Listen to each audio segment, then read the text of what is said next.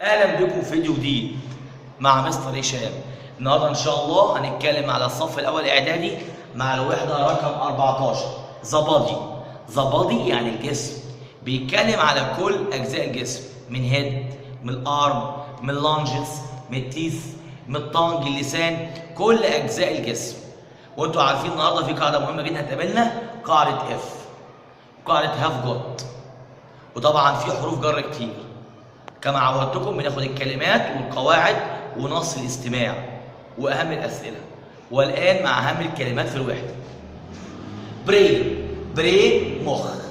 هير، هير يسمع. سكين جلد. تيث اسنان. هيلثي صحي.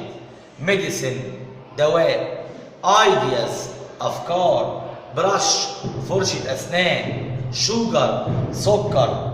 تو ماتش كثير جدا للكميه. سويتس حلويات، والحلويات بتتعد بنقول تو ماني سويتس، لكن الشوجر تو ماتش، يبقى تو ماتش مع الكميه وتو ماني مع العدد.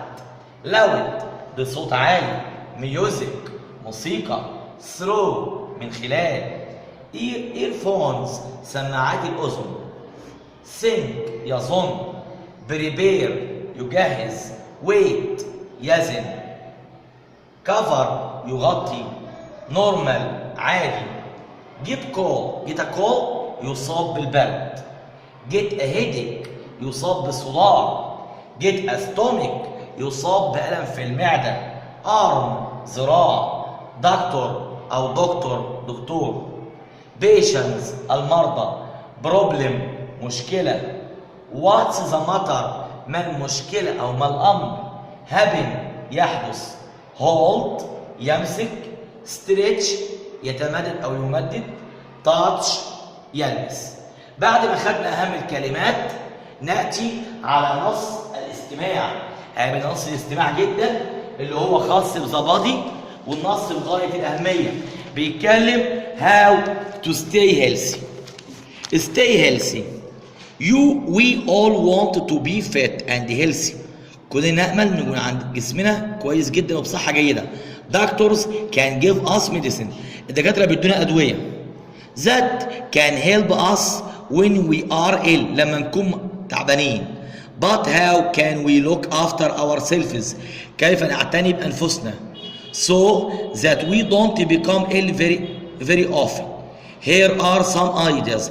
هناك بعض الأفكار. If you brush your teeth every day, لو غسلت سنانك كل يوم, they will stay strong and healthy. هيبقى أقوياء وبصحة جيدة. Too much sugar will damage them. السكر الكتير بيدمرهم. So don't eat too many sweets. too many هي جت مع sweets مع الحلويات. ما تاكلش حلويات كتير. Most of us will wear glasses at some time in our lives. It's a good idea to have an eye test every year. يجب تعمل كل سنة نظارة وتعمل كشف العيون عشان يبقى طبعا نظرك كويس جدا. بعد كده هيتكلم عن عدم الاستماع للموسيقى والاشياء الموسيقية. لو سمعت الموسيقى بصوت عالي جدا هيأثر في الاستماع. بعد كده في طبعا موضوع مهم جدا الا وهو البراجراف اللي هو المحادثه. واحد بيقول له جود مورنينج يا مستر اسامه. يو دونت لوك ويل. شكلك مش كويس، تعبان ليه؟ قال له واتس ذا ماتر. لما اروح عند دكتور او اي حاجه اقول له واتس ذا ماتر، واتس رونج، ما الام بك، اللي تعبك؟ قال له اي هاف جوت ا هيديك، انا عندي صداع. اند اي فيل هوت، واشعر بالسخونه. قال له اي ثينك يو هاف جوت ا كولد، شكلك عندك برد. If you stay in bed you will soon feel better. هتتحسن. قال له what happened to you طارق. يبقى هنا لازم يسمع كلام الدكتور بحيث يبقى كويس جدا. بعد كده بنيجي على اهم القواعد. بيقابلنا قاعده want to يريد ان بتساوي decide to يقرر ان. اما اقول I want to be fit، عاوز جسمي يبقى لائق بدنيا.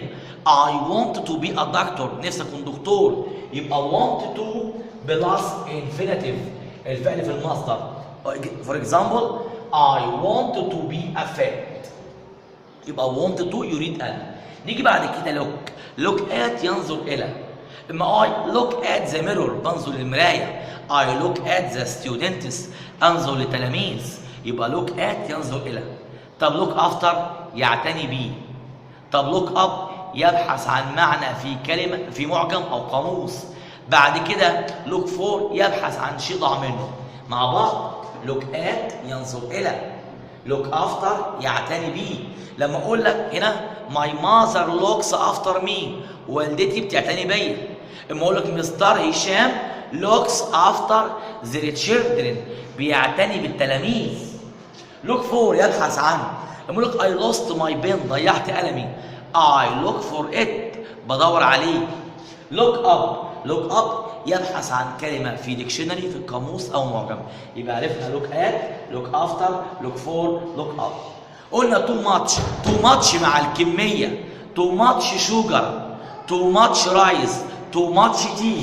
يبقى too much uncountable nouns أسماء لا تعد. too much water كمية من المية كتير too much sugar كمية من السكر too much tea. يبقى too much مع الكمية لا تعد. طب too many sweets يبقى تعد. too many countable nouns اسم يعد.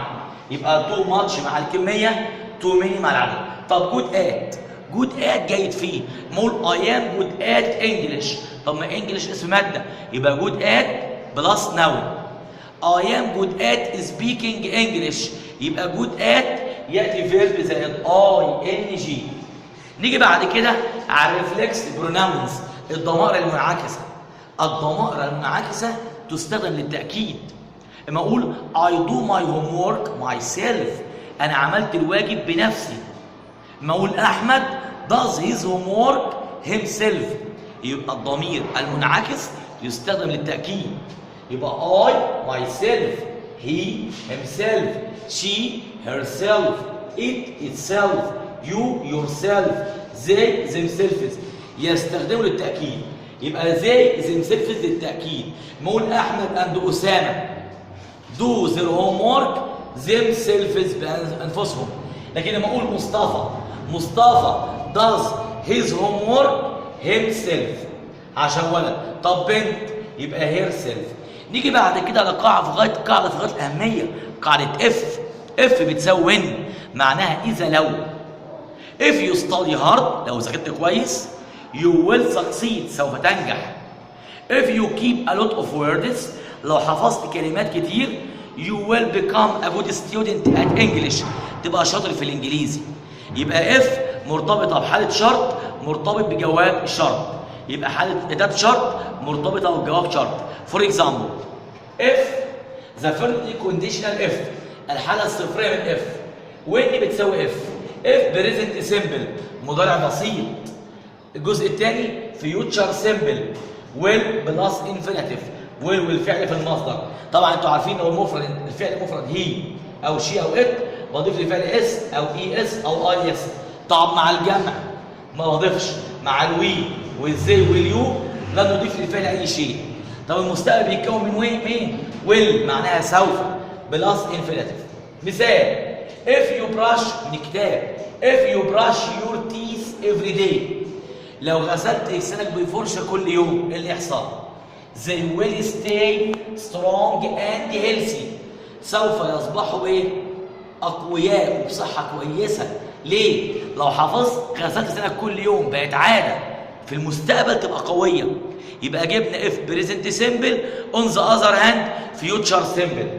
يبقى if you brush your teeth every day they طبعا they will stay strong and healthy. when I arrive عندما أصل I will phone you. يبقى هنا اختصار I will equal will. يبقى when I arrive I will phone you. نيجي بعد كده unless بتساوي if بس في حالة النفي. unless equal if not. unless it is cold إذا لم الجو يبقى بارد I will go out. يبقى unless هنا بيجي معاه نفي equal if not. نيجي على آخر قاعدة have got عندي لدي. have got مع الجمع مع الوي مع الزي مع اليو. لكن have got مع الهي والشي والات. طبعا هاف جوت مع الجمع، هاز جوت مع المفرد. طبعا اختصار هاف ابوستروف في اي، هاف جوت، اختصار هاز ابوستروف اس جوت. بكده يا جماعه نكون انتهينا من الوحده ال 14 بكل ما فيها من قاعده اف، ريفلكس بروناونز، من قاعده هاف جوت، من قاعده اف. ان شاء الله يكون الفيديو عجبكم وباذن الله يتم المشاركه عليه. See you soon with Mr. هشام. Goodbye.